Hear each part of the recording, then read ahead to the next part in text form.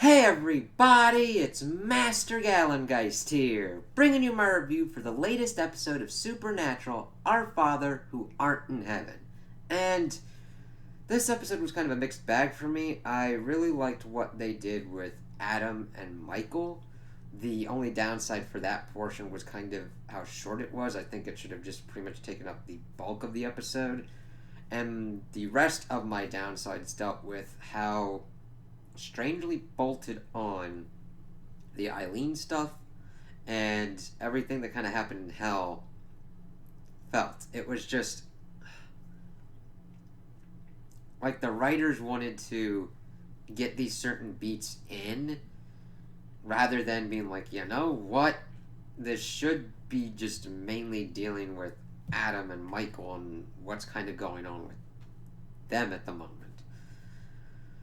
So we start off the episode and we get a stinger with somebody doing something at a casino, and everybody looks either asleep or dead, and it's Chuck just playing slots. I don't know what the objective of that scene was. I guess it's just to show that God's being a complete douche and dillhole, but I mean, we've seen that a lot. You get to a certain point where you're like, okay, we understand that God's a prick and everything and is doing all this and messing with a lot of people. This really only just keeps repeating that and doesn't really give us any other new information for him, other than he's just like fucking with a chick to give him booze while he keeps playing a slot machine that keeps paying out. Okay, so we pop up and we see that Eileen is hunting what looked like a werewolf, and she has a pretty good fight scene with it. And then she kind of loses track for a minute, and of course Sam pops up, and she's like, "What are you doing?" Kind of being a little overprotective after she then like kills the thing, and it's like, "All right, fine, let's kind of get out of here and see what's kind of going on." So they kind of go back, and we get a scene where Dean's pretty much happy with how Sam's happy with Eileen and all that, and you're like, yeah, she understands the life and everything. And I kind of like his little dig of like, yeah, she's good for you, and she can do a lot better than will do a lot better than you. Just it felt very Dean-like, his conversation with Sam about his Sam's relationship with Eileen, and they're of course trying to figure out stuff that's going on, and they're like, hey, how about we use the demon tablet to try and figure out some stuff, because this is like the word of God dictated by somebody. Let's see if we can get some leads that way. It was the most kind of like grabby kind of thing. Like, we don't know how to kind of get them to this point, so we gotta contrive this. Be like, okay, I guess.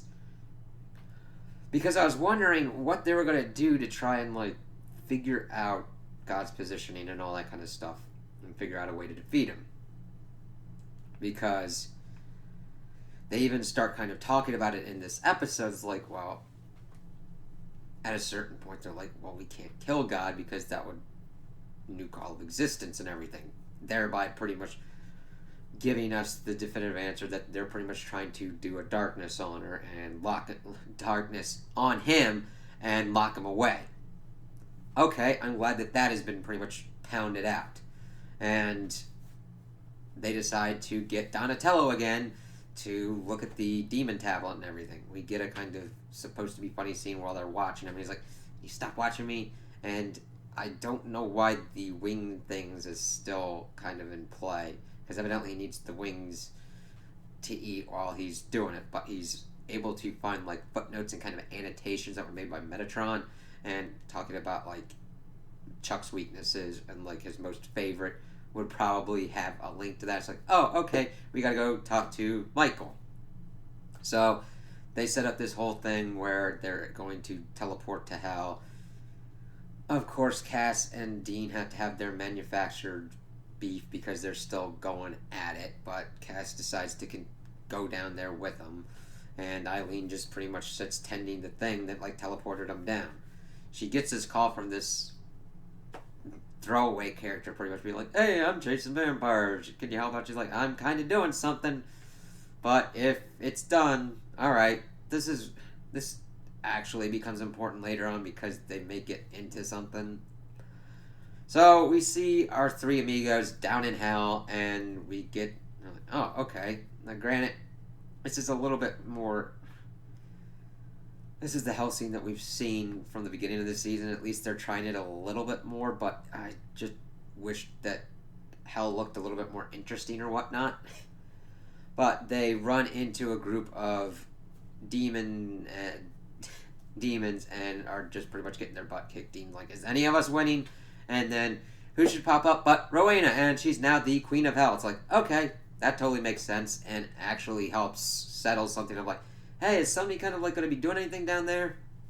And I'm all right with that. It kind of fits, and even Rowena like talks about how that fits more with her character as well. She doesn't really have that many problems with it. I would be intrigued if this was not the last season to explore more of what Rowena's version of hell would be, because it essentially just looks like she takes all the like sweet ass demons that she likes for her man meat and makes them do her own kind of bidding kind of thing. It's like, okay, but how does it's weird. You're kind of like, how does she run the minutia? What does she really do? Does she like have people fucked with? Has her time with the Winchesters made her a more benevolent kind of hell ruler, and is just essentially being like, okay, you're not that big of a dick demon dude, so you're alright. Let's just make sure that the assholes are locked up in the places so that way they don't fuck with anybody else's shit. But she plays off her thing. She gives a wink at the boys pretty much. We're like, hey, it's nice to see you. They go. She sends off the people to try and find out like Michael's location and everything, at least within Hell's space. She's like, hey, you did really good with me, Sam. I'm good here. We're good.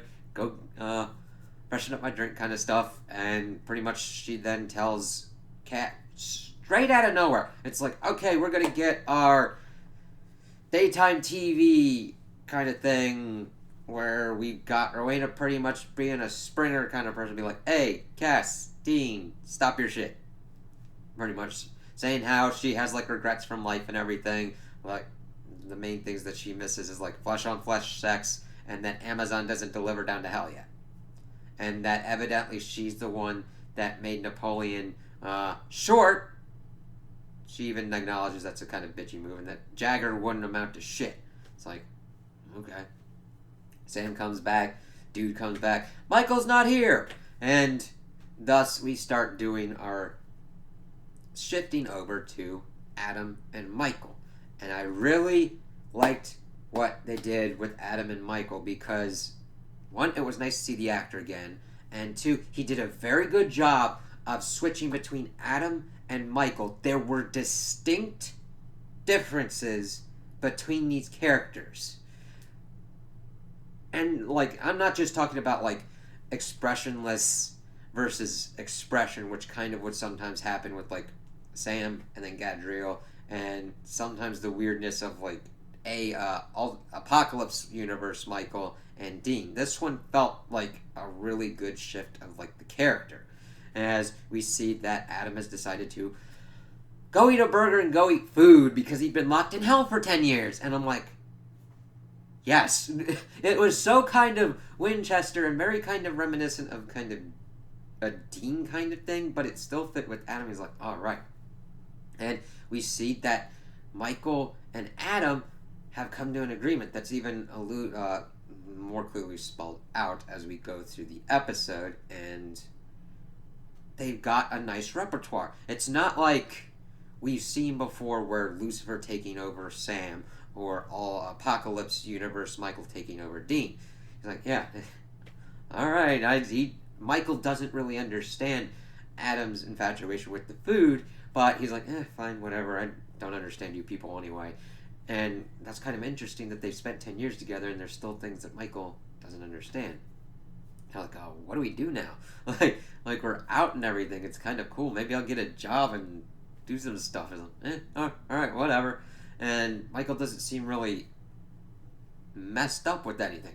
But of course, then Lilith pops up because God has commanded her to bring Michael in, and we get some more dialogue of how they did the apocalypse to try and bring God back. I'm like, okay, I didn't remember the exact reasons why they were trying to set off the apocalypse, but that is nice to have that kind of set up and kind of details more of Michael's thing. He's like, listen, I'm not coming to you. I'm not coming with you. And if God wants me, he will come to me himself. It's like, ah, interesting. Yes, I like that he made that stand. And he fucking dusted Lilith. I'm like, now granted, I understand this is the season of the greatest hits. And this will probably not be the end.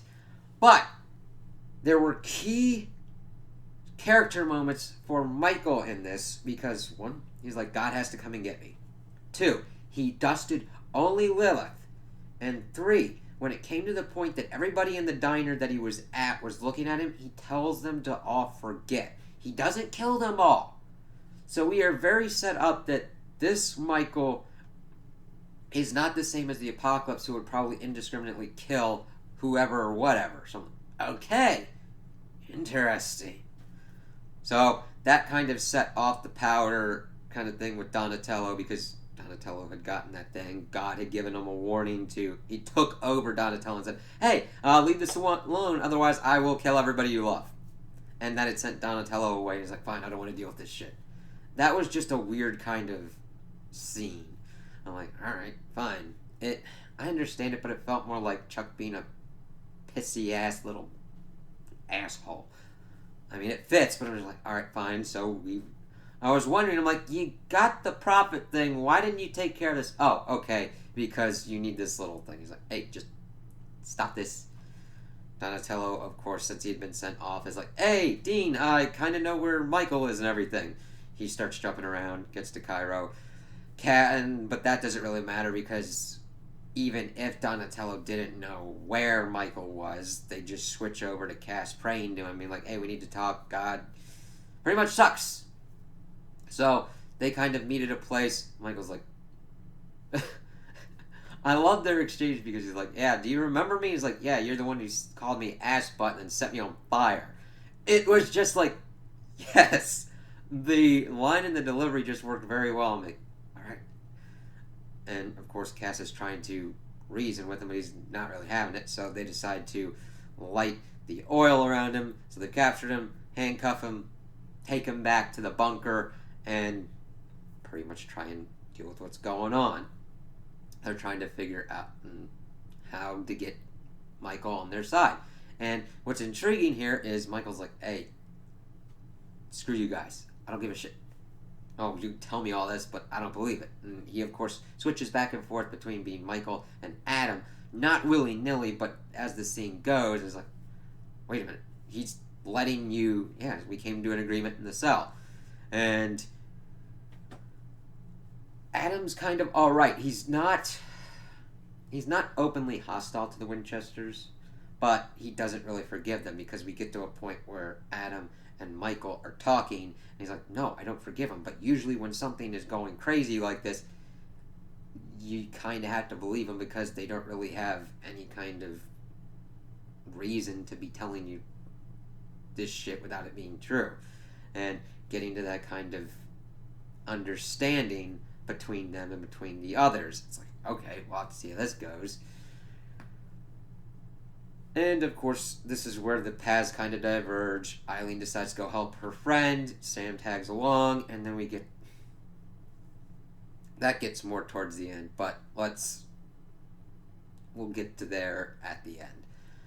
So, Cass is like, yeah, Michael's just trying to think it all over and everything. And, of course, Adam had brought up that, like, hey, why don't you say that you're sorry? Just a simple apology. It's like, alright, we'll have to see how that kind of goes between Dean and Adam, because it's a big thing. They haven't really talked about him for years until this popped up, and I'm glad that it did. But they go in, Michael's done his... Well, we see Cass going in to kind of figure out what's going on, because Michael does a kind of rumbling kind of thing. And he's like, why should I believe you? He pretty much gets Cass into a chokehold, and Cass data downloads everything. Well, no. That was before. I was getting ahead of myself when they were talking about what was going on, because we get to the point that Michael's like, screw this shit, I want out, and Cass, of course, data downloads everything that has happened so far, and he's kind of sitting there just processing everything. They go in, and Michael's like, sure, I'll help you out. Here's a spell to capture God and everything. And the thing is, you're going to need a Leviathan Blossom. So it's like, oh, okay, now we're going into Purgatory. He snaps his finger, opens up a portal thing, says it'll be open for 12 hours, now let me go. I don't want to be here, I will help you do this. And they pretty much got everything except this thing, and he's like, alright, go in there. And of course, Dean's like, hey, can I talk to Adam? He says, we're really sorry for what happened to you. You didn't deserve what happened to you. And I was like, when do any of us get what we deserve? And kind of just goes off on his own. I'm like, okay. My only issue was like how small it really seemed this took up, because I really enjoyed these portions of like seeing Adam and Michael deal with what's going on. Adam pretty much talking to Michael and being like, hey, God left you guys. How is that not out of the realm of the possibility that he's an insane nut job doing all this shit? And Michael turning at me like I wasn't even his favorite. There were other Michaels. He's doing all these stupid stories, and getting all that information from Cass really turned his mind on him to like, fuck this shit. So I'm intrigued to see what they're going to do with Michael. They have to use him to fix up stuff in heaven. They've pretty much got hell sorted out. So Michael's going to have to be like, heaven's in disarray. There's like 10 angels or less anymore. Heaven needs to hold because of all the souls, because otherwise they're just going to go onto the earth probably, or go to hell. And like, no, not everybody deserves to be in hell. I mean, shit, we've got Eileen and Kevin that were in hell. Bobby was in hell, and they had to fucking fight to do that. I'm like, there's got to be some place where people can be rewarded for those kind of things, and then see that maybe that is used as a change. I don't know if they're going to even try and do anything with that, writers-wise, so we'll see. So, we've got Cass and Dean pretty much getting the Leviathan Blossom. That's probably going to be a Benny guest starring appearance in Purgatory for that point. We'll have to see about that. Probably also Dick Roman. Fuck the Leviathans. Oh god, they're gonna need his help, aren't they? Oh, god. Damn it. Yeah. Let's see. Purgatory. They're probably gonna have to deal with the Alphas, the Leviathans, maybe even Eve. I'm just trying to think of all the greatest hits that's probably gonna pop up because reasons. So we end this episode that Eileen and Sam went to go help her friend out, and come to find out her friend was Chuck, and he now has captured Sam and Eileen. And that was it. Their whole thing that we saw all this time and everything invested in this episode was just essentially getting them to be captured. There were so many better ways to even get to this point with less time and just better pacing, that it's just like, we lost time that could have been spent on like Adam and Michael and like dealing with their relationship with Cass and Dean and Sam. And even Rowena has felt a little bit stretched. It's like, okay, they could have essentially just been like, okay, let's see if we can figure out who's in charge of hell at this moment, or if we can get a contact in hell. And Rowena could have been like, hey, she could have just popped up Crowley kind of style or whatnot. Because she's got the witch knowledge that she's got. Now she's got demon powers probably as well. I don't know what kind of level she would be at, but she could probably recreate her body that she could inhabit and go back and forth between, you know, because the demons have to possess people, but we can get around that without having to have her be in some other kind of meat suit. It was really uneven that way. There's the things that I liked of seeing like Rowena again and getting that kind of check-in, but mainly on Adam and Michael, and it just could have been done better. Not that it was done completely and utterly horrendously like certain episodes, but I don't know, you look at something and you're like, okay, you almost had it, but all these other issues come and just like make it like, come on people. So We'll have to see if Michael and Adam pop up again. Since this is the 8th episode and we've got 12 more left, he'll probably pop up indiscriminately, but I think that this is the amount that we're going to be getting closure-wise with Adam and Michael. And that will continue on our road to greatest hits until we get to whatever ending we're going to get to. So those are my opinions on the episode. Tell me what you guys think in the comments below. If you liked it, if you didn't like it, if you agree with me, if you disagree with me. Also like and subscribe, and I hope you have a good day.